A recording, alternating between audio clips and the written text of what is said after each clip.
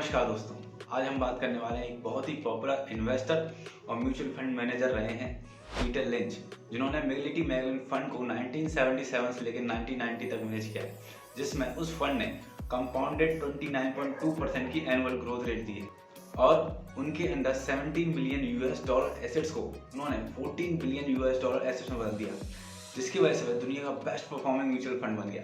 आज उन्हीं की लिखी book the learn to earn में से हम कुछ इंपॉर्टेंट पॉइंट्स की बात करेंगे, जो कि one of the best book मानी जाती है किसी भी बिगिनर के लिए जो कि स्टॉक मार्केट में इन्वेस्ट करना चाहते हैं। पीटर लिंच कहते हैं, दुनिया के ज़्यादातर स्कूल्स और कॉलेज में हमें एक कोर्स को कभी नहीं पढ़ाया गया, जिसका नाम है इन्वेस्टिंग। हिस्ट्री में हमको बहुत कुछ पढ़ाया गया है, पर एक चीज़ को सबसे ज़्यादा नज़रअंदाज किया गया है, उसका नाम है कैपिटलिज्म और कंपनियों के रूल्स को।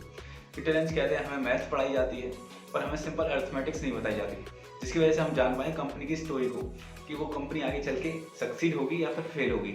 अगर हम ये जान पाएँ कंपनी आगे चल के सक्सीड होगी तो हम उसमें अच्छा खासा इन्वेस्ट करके काफ़ी अच्छा खासा मुनाफा कमा सकते हैं। Point number 1, what's importance of stock market. आपको ये कई लोग कहते मिल जाएंगे कि स्टॉक मार्केट एक सट्टा बाजार है और इससे दूर रहना चाहिए, पर उन लोगों को ये नहीं मालूम कि पूरी की पूरी इकोनॉमी स्टॉक मार्केट पर डिपेंड रहती है। इसे एग्जाम्पल समझते हैं कि कोई भी बिजनेस है, उसे अपने एक्सपेंशन के लिए पैसों की ज़रूरत पड़ती है, या तो वो बैंक के पास जाती है और बैंक के पास वह जाती है तो उसे कुछ ना कुछ इंटरेस्ट पे करना पड़ता है और एक लिमिटेड अमाउंट में ही बैंक उसको पैसे देती है।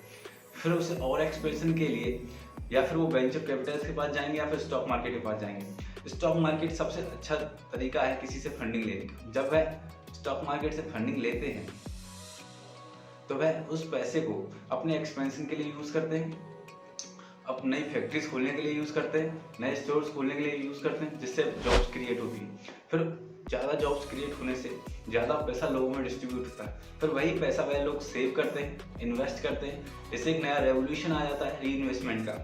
और जितना ज़्यादा लोग इन्वेस्ट करेंगे उतना ज़्यादा इकोनॉमी को बूस्ट मिलता है और जॉब्स भी क्रिएट होती है। दुनिया की सबसे बेहतरीन इकोनॉमी अमेरिका की मानी जाती है, क्योंकि वहाँ की 60% से भी ज़्यादा आबादी स्टॉक मार्केट में इन्वेस्ट करती है।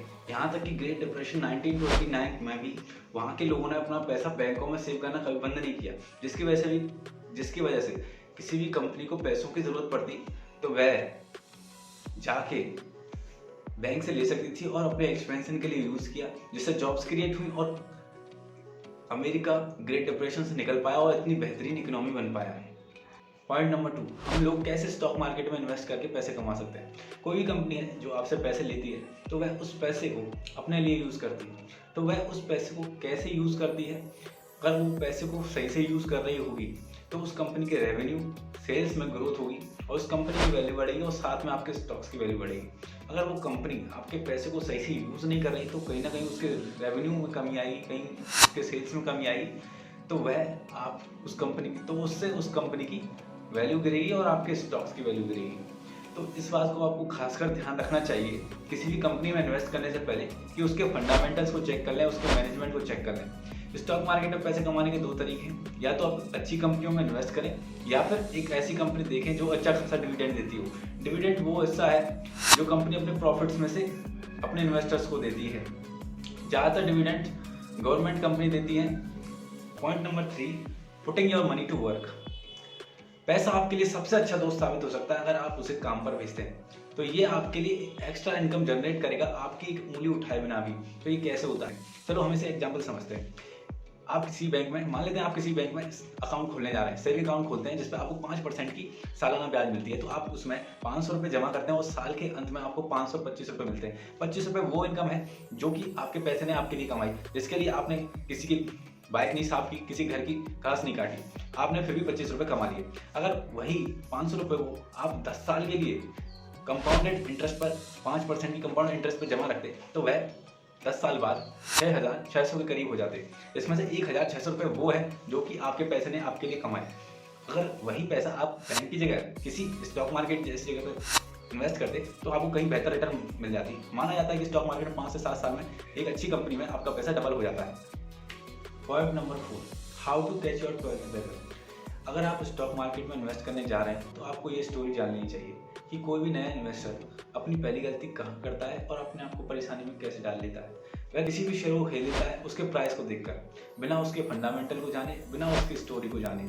अगर उस शेयर के प्राइस ऊपर जाते हैं तो वह सोचता है कि कंपनी बहुत अच्छा परफॉर्म कर रही है और फ्यूचर में भी ऐसे ही ग्रोथ करेगी।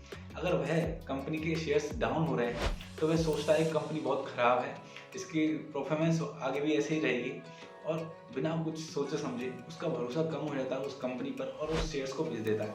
बल्कि पीटर लिंच कहते हैं कि क्राइसिस और करेक्शन के समय में वह समय होता है जब किसी भी अच्छी कंपनी के शेयर्स बहुत ही कम दामों में आपको मिल रहे होते हैं।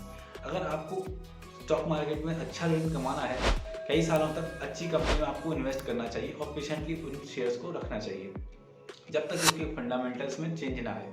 तो यही तरीका है आपको अच्छे रिटर्न पाने का स्टॉक मार्केट में। Point number 5, invest now, what are you waiting for.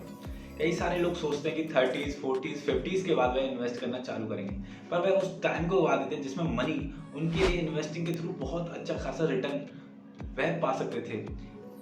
तो जितनी जल्दी आप स्टार्ट करेंगे उतना ही आपके लिए अच्छा होगा। यहाँ तक कि इन्वेस्टिंग गुरु वॉरेन बफेट ने भी 12 साल की उम्र में इन्वेस्टिंग करना स्टार्ट कर दिया था, जिसकी वजह से आज इतनी ज़्यादा वेल्थ क्रिएट कर पाए। तो ये थे कुछ point learn to earn book में से। आपको ये वीडियो कैसी लगी ये कमेंट में बताएं। अगर आपको ये अच्छी लगी तो लाइक करें, शेयर करें और चैनल को सब्सक्राइब करें। Thanks for watching.